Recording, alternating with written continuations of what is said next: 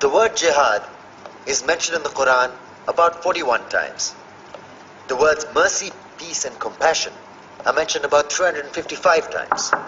Yes, come in. Come on in, Riaz. Sit down, please.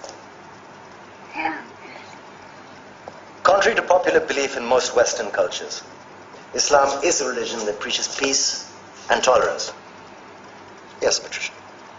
If Islam truly is a religion that preaches peace, then how come the world's most troubled spots, the West Bank, Afghanistan, Pakistan, Iraq, they're all plagued with Islamic terrorism? Well, that depends on your definition of terrorism. Some might argue that the US invasions of countries like Iraq and Afghanistan are also acts of terrorism. No, those were acts of war to get rid of despotic regimes. Or a means of getting at a country's oil. Conspiracy theories. Well, Yeah? Yes, please. Go ahead, Riaz. Mr. Khan is right. I mean, if we're talking about terrorists, the world's biggest terrorists are the white superpowers. Come on now. No, really, stop and think about it. Explain 9/11. Okay.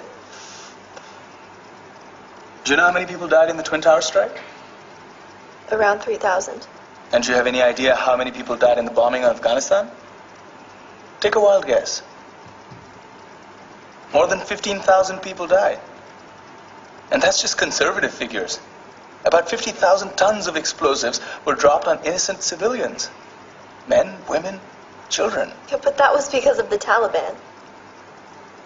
Now that you brought it up, did you know that the Taliban was a creation of the CIA to fight the Russians? Whatever. They were still harboring terrorists. Yeah, right. Terrorists that were never found.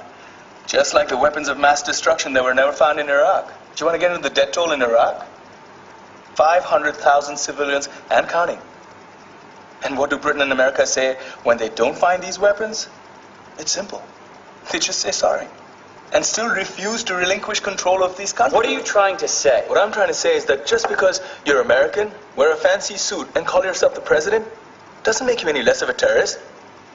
I'm saying that if you don't stop meddling in other people's countries, you will face a backlash. If Muslims like you feel that way, then why don't you get out of our country? We will.